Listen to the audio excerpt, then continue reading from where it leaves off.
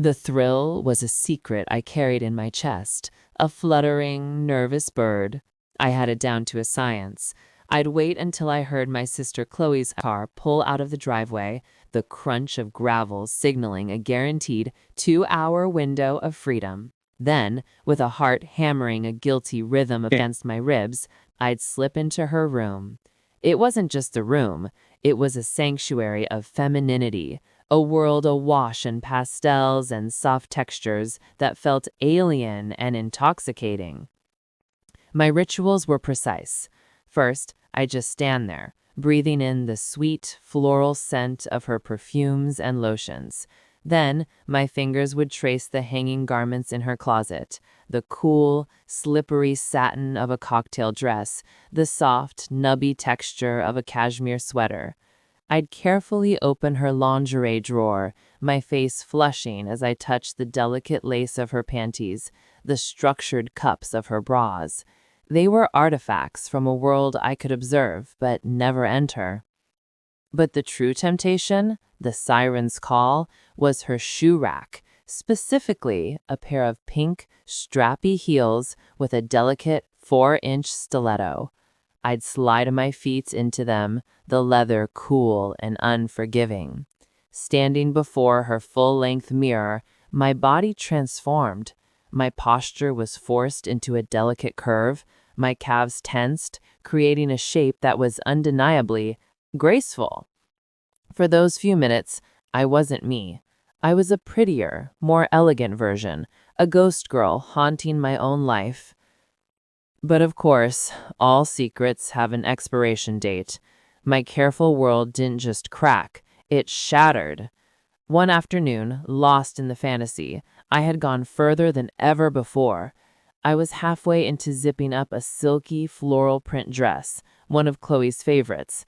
I had one of her mascara wands in my hand, my lashes already darkened and thickened, and a soft dusting of blush colored my cheeks. The reflection was the most convincing yet, and a dizzying wave of euphoria washed over me. That's when I heard the soft creak of the door hinge. I froze, my blood turning to ice. In the mirror's reflection, I saw them. Mom stood in the doorway, her arms crossed, her mouth slightly agape, and peering over her shoulder, my sister Chloe, her hand already flying to her mouth to stifle a giggle. The mascara wand clattered onto the vanity. I was utterly, completely doomed. I braced for the explosion, for the yell, for the disgust that would surely shatter me, but it never came. Instead, Mom's expression shifted from stunned silence to a slow, knowing smirk. It was a look that saw right through my fear into the secret thrill I'd been feeling. "Oh, really?" she said, her voice a low, amused purr as she stepped fully into the room. The air grew thick. "You want to play dress up, sweetheart? Then let's do it properly." I tried to stammer a protest, my voice a pathetic squeak. "Mom, I can explain." "There's nothing to explain, darling. The evidence is quite clear." She reached out and finished zipping up the dress I'd been struggling with, her fingers cool on my back. "And it seems we have a lot of work to do." That night, I wasn't allowed to change. In fact, my transformation was only just beginning. It was like I was raw material and they were the artists. Mom produced a white, lacy petticoat from the back of Chloe's closet, layering it under the dress so the skirt puff out in a dramatic feminine bell. She tied a frilly white apron around my waist, its bow sitting perfectly at the small of my back. She sat me down at Chloe's vanity, the scene of my crime now becoming my operating theater. With a practiced ease, she brushed out my hair, and then, using clip-in extensions from Chloe's vast collection, she worked my plain brown hair into 2 high, perfectly bouncy blonde pigtails. With each clip, a piece of my old self seemed to fall away. Finally, she applied a glossy pink lipstick to my lips, her hand steady. "Blot," she commanded softly. I did, pressing my lips together and leaving a perfect rosebud stain on the tissue. Then she cupped my chin, her grip firm but not unkind, and forced me to look at my fully transformed reflection. The boy who had entered the room was gone, replaced by a wide-eyed, blushing, and undeniably pretty girl. My breath hitched. "From now on," Mom said, her voice sweet yet laced with steel, "you'll answer to Lacy. Understand?" That name, Lacy, it wasn't just a word. It was an incantation. It hit me like a lightning bolt, a jolt of pure electric shock that was equal parts terror and a thrilling, undeniable excitement. It sent a shiver straight through my body, a tremor of recognition that settled deep in my core, warming me from the inside out. Lacy. In that single, syrupy sweet syllable, my old life was erased. The next morning, my old wardrobe was gone. My boxers, my jeans, my graphic tees, all packed away into boxes that disappeared into the attic. In their place was a new uniform, laid out on my bed with ceremonial precision. The day's ensemble, a pair of pink satin panties with a little bow at the front, a matching bra already stuffed with soft silicone forms that gave my chest a gentle, believable swell, a pair of sheer white thigh-high stockings, and the frilliest, most impeccably feminine Maid uniform imaginable, with a lace-trim collar and a short, swishy skirt. My daily chores were no longer just tasks. They were training exercises in my new femininity. "A lady is graceful in all things, Lacy," Mom would say as she handed me a feather duster. I learned to dust the high shelves while balancing in the pair of modest 2-inch heels, the constant need for balance forcing a hip-swaying gait into my walk. Vacuuming became a lesson in maneuvering in a tight skirt, the ruffles of my apron bouncing with each movement. The worst was learning to serve afternoon tea.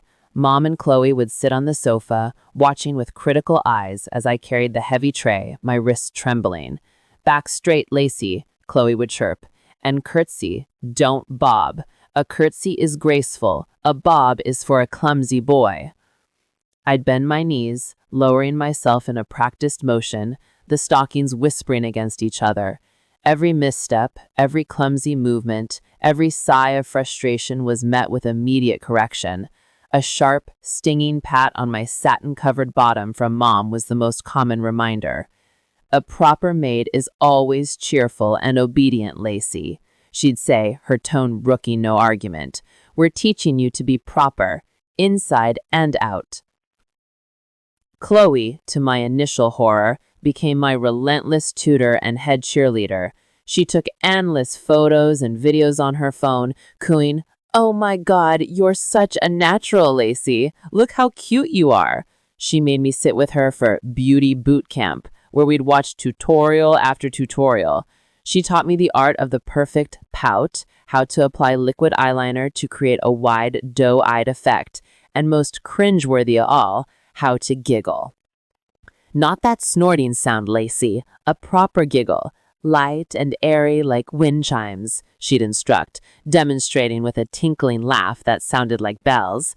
"It has to come from here," she'd tap her diaphragm.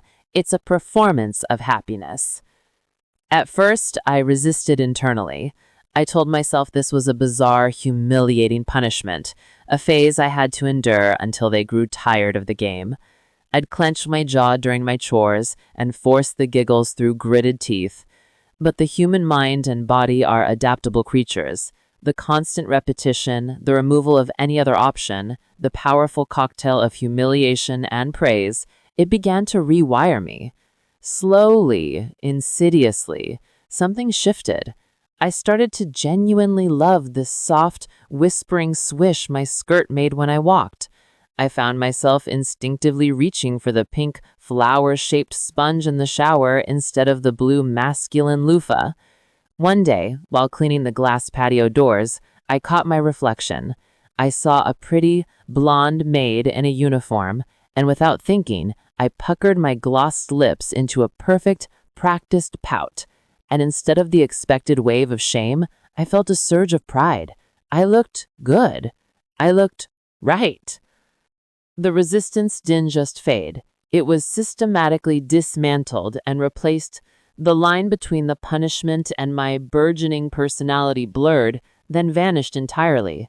The fear and humiliation transformed into a strange sense of belonging, of purpose. They were not breaking me, they were sculpting me. They had told me I was Lacy, and my heart, my body, and my mind had started to believe them. I had started to need to believe them. Now I am Lacy through and through. I wake up, and the first thing I feel is the silky slip of my nightgown against my smooth, lotion skin, and I smile. I take genuine pride in a spotlessly polished surface and a perfectly executed, deep curtsy. The boy who used to sneak into that room is a distant, fuzzy memory, a ghost I can barely recall. He was clumsy, unhappy, and lost. I am pretty, I am obedient, I am proper.